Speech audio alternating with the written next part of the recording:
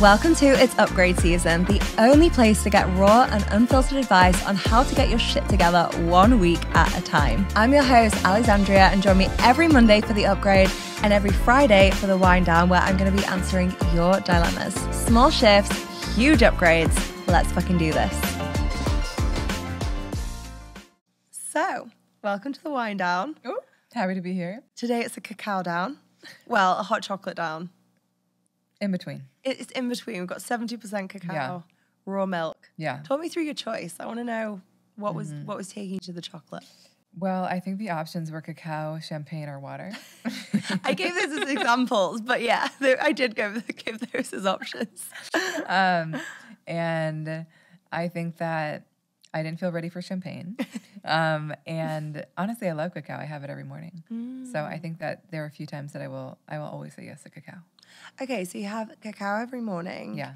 No coffee and coffee? I have coffee. I've had a, on and off relationship with coffee, as many people do. Yeah. I think that my husband is obsessed with coffee and makes really, really good coffee. And so I think if it wasn't for him, I probably would not drink coffee. I would say I probably feel a little bit better when I'm off coffee. Yeah. But he loves it and he makes really good coffee. I went off it while I was pregnant. And then back on, in postpartum. So I'm always exploring, but I do really enjoy coffee. But I'm like a real nurser of coffee. I don't know about, do you drink coffee? So I do like I have to have decaf though. Yeah. I go mental on caffeine. I also sometimes do, but I do nurse 1 cup for about 9 hours. So it's just like a steady stream. Hang on, that's going to be so cold. Or if one of the ember, talk me, I need more details on this. You just drink it cold in the end?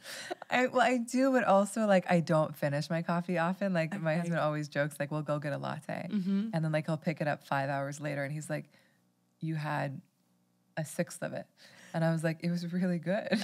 I just can't drink more. So I think that he has often commented that I'm a very aspirational with my drinks. You know what I mean? Where in the morning, I make cacao, I make bone broth, I prepare my coffee, I have my juice, I have my electrolyte water, and then you bring it down at the end of the day and it's I made it through half of most of those things, So. Hang on, there's a whole plethora of drinks that occur in the morning.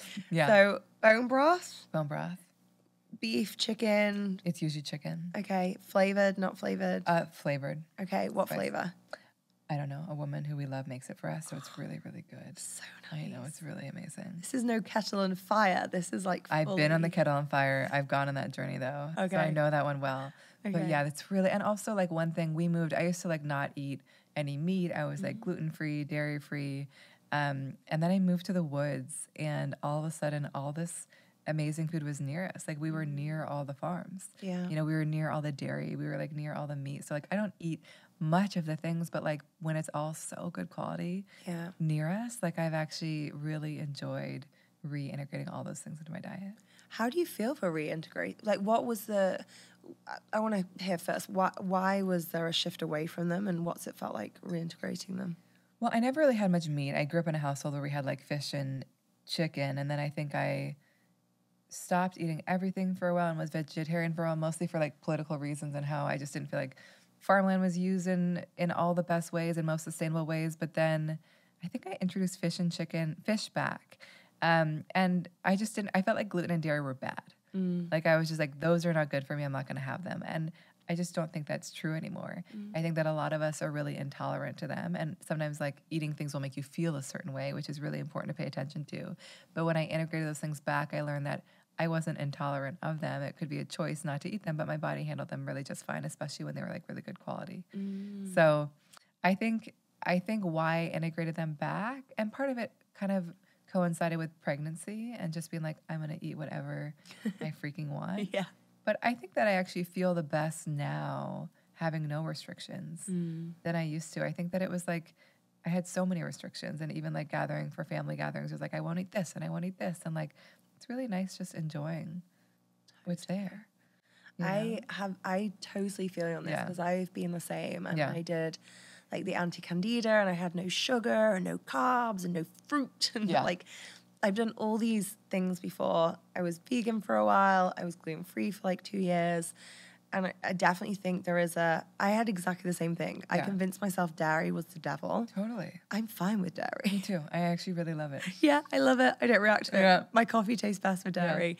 Like, I'm just going to say it. I Totally. prefer a dairy latte. Yeah.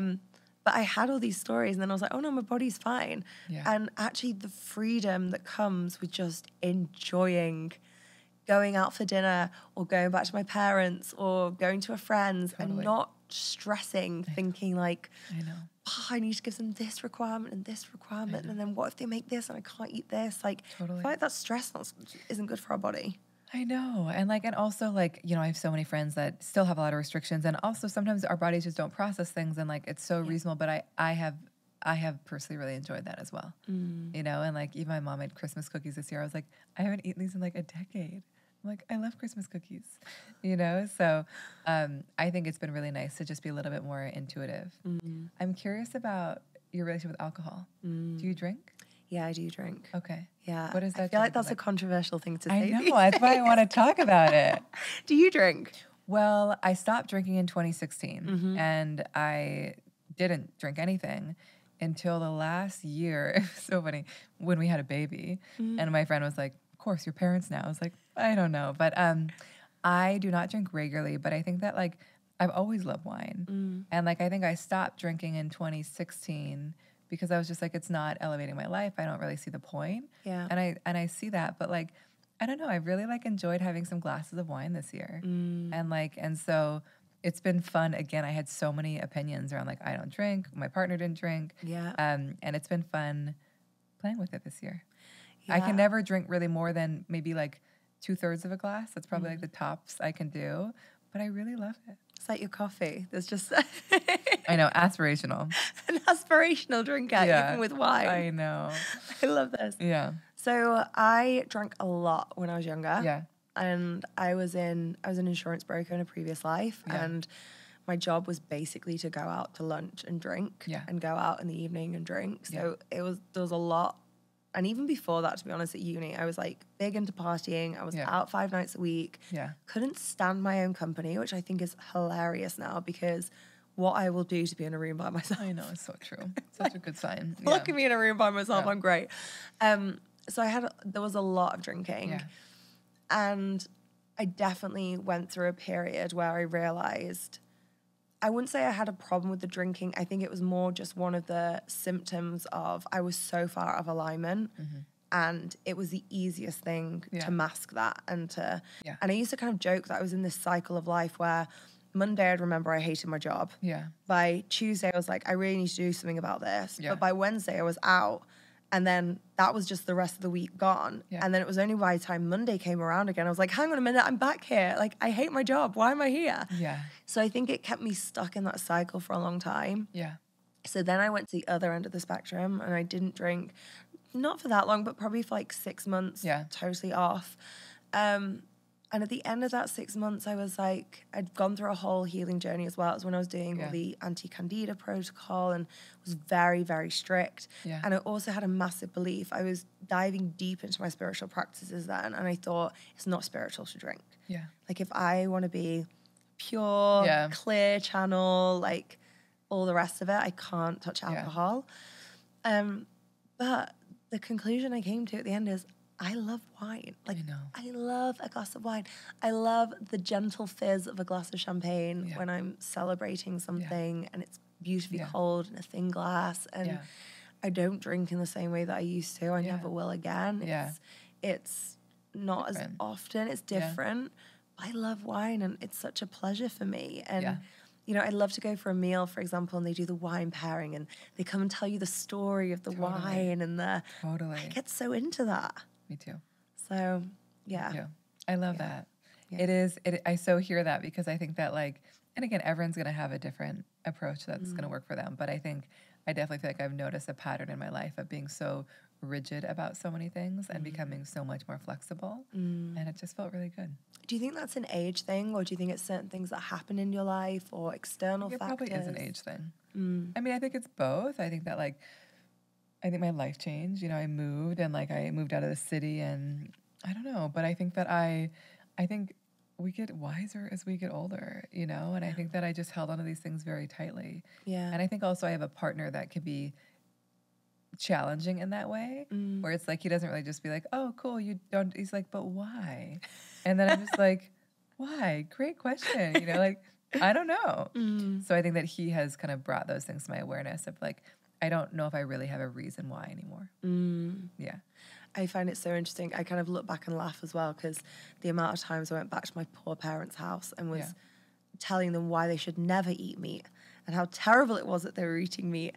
And then my dad even has a running joke now. Every time we go back, he's like, what milk are you drinking currently? Because it was like, there'd all be different milks. And then I remember my husband asked for pea milk once and he thought he was joking. And he was like, no, really, I drink pea milk at the moment. And he was like, for fuck's sake. Like, I know. This is just wild. But yeah, maybe it's an age thing, just softening, just allowing a little bit more. Yeah. And I think that, I don't know, I just feel better. I think that also, I think when I'm really rigid, I'm like thinking so much about it all. And I feel like flexibility allows me to just be a little bit more attuned to the moment. Yeah. And what feels good. You mentioned moving out the city then as well. So you were in New York, right? I was in New York. And then I feel like if you're a New Yorker, you're like a... You're a New Yorker. Yeah. I was never totally a New Yorker. My husband always jokes because he really is a New Yorker. He was there for 20 years. And like, he just like, he grew up there, you know? And like, I feel like I was in New York for almost a decade. Lived in the city, lived in Brooklyn. And I feel like even people would meet me on the street, they're like, you don't really feel like you're from here. I'm like, I'm definitely not, you know? So, but I love New York City. And I mean, I love it so much. And I think that if it wasn't for COVID, I don't know if we would have moved to the woods when we did. But I think that we just felt we loved our apartment. We loved where we live. But like, I was just waking up to buildings and I was like, I'm over it. I was like, my ability to access nature was like to go to a beautiful big park near us, Prospect Park, but also like to go to like our roof and just like look out at other buildings. And I was like, what am I doing? Yeah. You know? And so I think that we were so ready after feeling really confined to be in the woods. And so that's why we chose it. And do you miss the city, or are you woods life now? I don't, but I'll tell you why. One is that where we moved, we live in New York, so north of the city, but it's not, even though it's like we're living in the woods, it's not isolated at all. It's just like so many cool people both live there, moved out from the city, have been there for a long time. So like the community is actually really amazing. And so I think that if I felt lonely or disconnected, it would be really different. But I feel like I'm actually like not in the middle of nowhere at all. I also like moved to a place that for me has way better food than New York City. It's like my brother-in-law comes and he's like, this is the best food I've experienced in like everywhere in the world. I'm like, what is going on? So I feel like we just found like a pocket that feels really good. But why I don't miss the city is like I love going to the city. You know, I love accessing the city. We're going next week. And I love being a tourist in New York City. You know, and so it's really close. We can take a train. It's like such a simple thing to do. But I think having that be my default, I don't miss. And did you have to go through a period of not... So the reason I asked this, I had the same thing with London, where when I left London, I was so just ready to leave already. And I was just like, just get me out of here. I'm sick of concrete. I just want to be... We moved to Mexico at the time, then Costa Rica, so we were just jungle, and it was perfect. But then I've kind of recalibrated slowly. And as I've recalibrated now, I love going back to London. But like you said, as a tourist, did you go through that patch where you were like, ugh, I just don't want to go back? Or was it always a little bit more gentle? We didn't go back at the beginning for quite a while. And also we would go back and like for the first 5 hours, I would be like, this is the best. And then like hour 6, I'd be like, I want to go home. So like, it's so interesting because like we go and we love it and we're so pumped up and then we're like so exhausted. So we definitely experienced that. But now it feels like we really love going. And it's funny, like, I think we used to travel to kind of find places to retreat. But now that we kind of like live in a retreat center, now we like go to places to kind of like be stimulated in new ways and get really inspired. So it's just like a different intention. I love that. But I do find that like feeling like that is accessible but not on top of me. It's really feeling good to me. I always see you as your husband as really cool. I don't know why. I just see you as really cool. I like the fact that you go into New York on these little trips is just adding, you like live in the woods, but you go to New York on these trips, just adding to this image I have. It's quite rock and roll in my head. I love that. I feel like you said that when you met him too. Yeah. Yeah. I think that it's fun. It's like, and I feel like it's a good reminder that it's like we love where we live right now. And also like there's a new part of us that comes alive when we're in New York City. Yeah. And like I would say especially for him. And so it's just like we don't forget that part, you know? It's more just like when we want to access it. And obviously family's a different thing too. Yeah. It feels so good raising our daughter where we are now. But it's interesting. It's like I was born in Seattle. I went to college in Providence, Rhode Island. Like I've always been in cities. Then I moved to New York City. So it's like I haven't ever really lived in a rural place. So this is my first time doing it. You just brought up your husband then, and I did have a question that I meant to ask you in the main podcast. Yeah. I'm going to, now it's probably more suited to this section anyway. Yeah. So I was reading one of your posts on Instagram when I was doing my little stalky stalk, and it was one of your more personal posts. Yeah. And you mentioned about how you sleep in separate beds. And this is not the first time that I have heard this, particularly from projectors. Yeah. So talk to me about this. Like, why is it all energy types that need to do this as well? Like, great question. I love talking about this.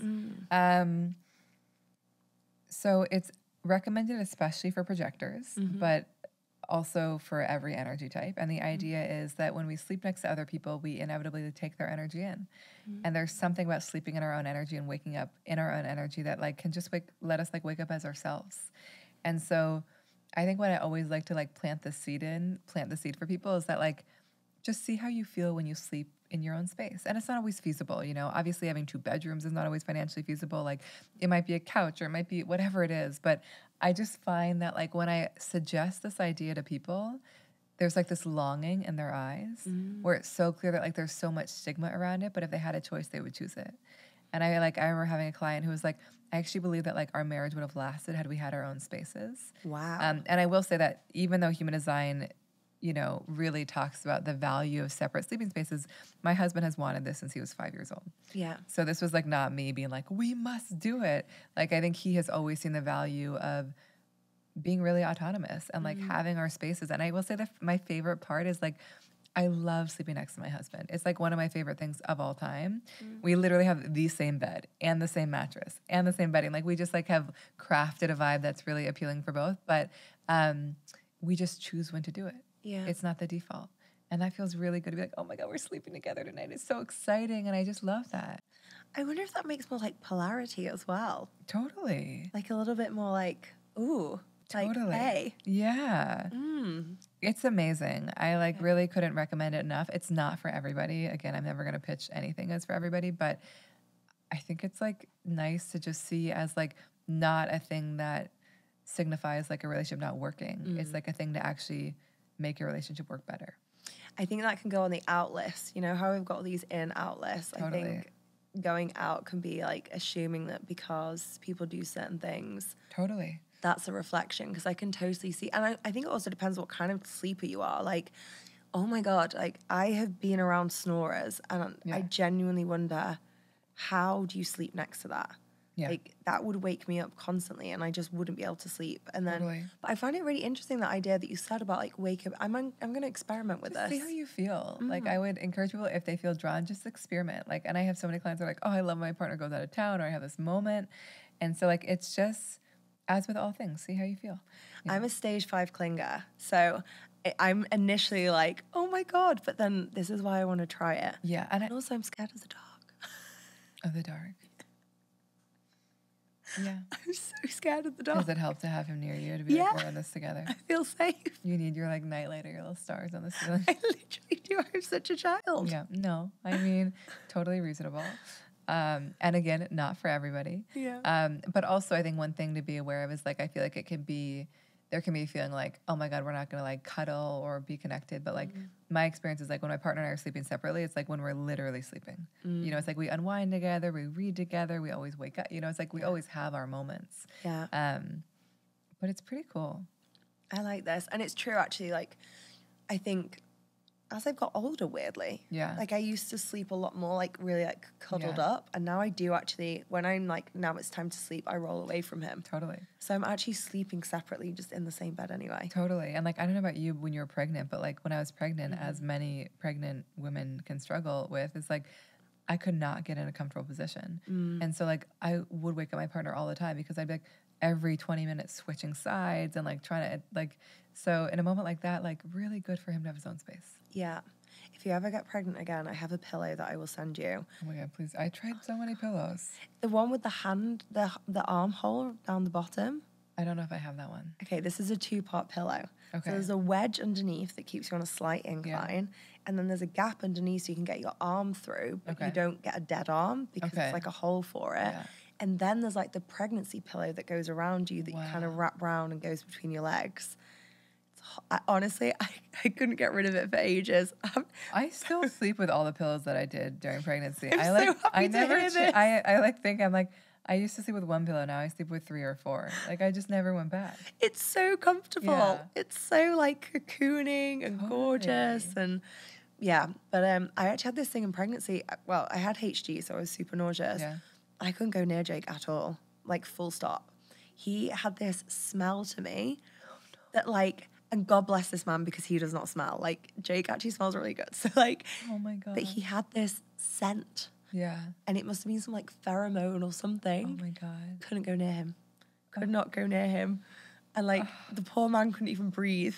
Like, wow. so yeah, during pregnancy was like, there was no hugs. Separate beds probably would have been a really good move. God.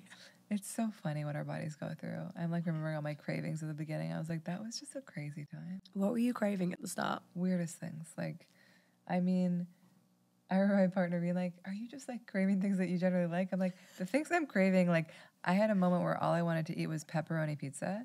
And I would like you to know the last time I ate pepperoni pizza was when I was 5. You know, like I don't like pepperoni. I think it's not my food, you know? And I would order these like weird Whole Foods, healthy versions of pepperoni pizza. And like for 3 days, it was all I wanted. And then I had a bite one day and I was like, this is the grossest thing I've ever tasted in my whole life. And so like I had a month of just really intense desires. And then just like like vegetables were like, ugh. Yeah. This is a common one. Veg is out. Sucked. I was like looking at all these foods I loved and I wanted none of them. But then I would say like things got a little bit less specific later where I still, I think, did not love vegetables in all the ways that I did. Yeah. But I didn't have these like really specific things where I would wake up. And like, I remember like, again, I don't really eat much red meat, but I remember waking up at like 10 a.m. one day and I was like, you know, it sounds great. I was like, when I'm like, I want a burger. He's like, Erin, it's 10 a.m. But okay, you know? And I'm just like, what am I going to do? You know?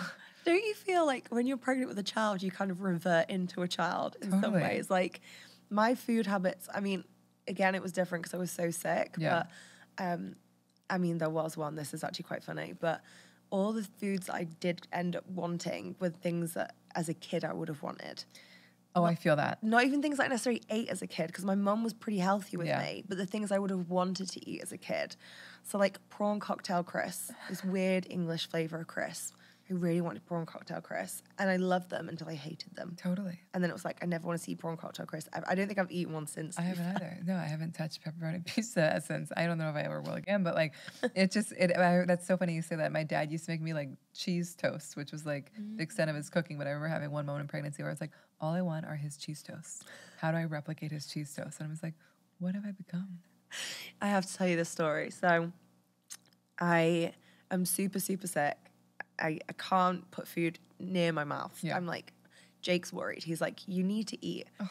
He was like, I will make you anything in the entire world, just if you can eat some of it. And like, we actually had a rule where he wasn't allowed to bring up food. So he wasn't allowed to suggest a food because it would literally make me gag. Like even the thought of it would be like, but like, so he knew how to ask the question. Totally. So he's like, anything in the world. And I was like racking my brain for something that didn't make me feel really ill. And I was like, do you know what I could actually think I could do is a ham and cheese toasty. Yeah. But it was so specific. And it was so funny because I was like, I need the whitest white bread. Like the worst bread you can find, which is hilarious because I'd never eat that stuff ever. I was like, I need the whitest white bread. I need the triangle toasty maker. It was so specific.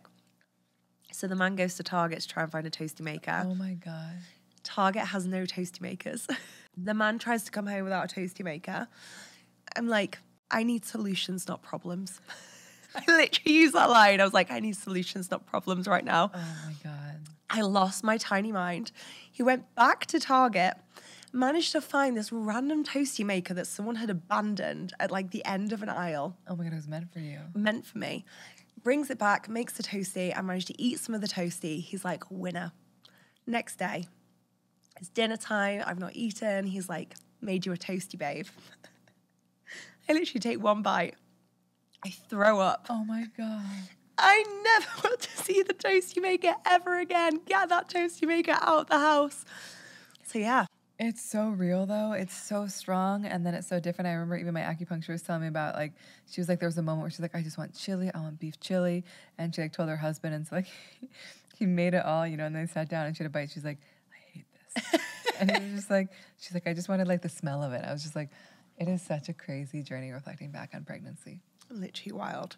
So we're going to wrap this up, not least because my throat is going. Yeah, your throat is telling you it's time. I'm crying. Yeah. Thank you. It's My been pleasure. so amazing getting to have this chat with you and get to know you more. Yeah. And use up the rest of my throat. I know. I'm excited for you to have a break. Thank you so much for having me.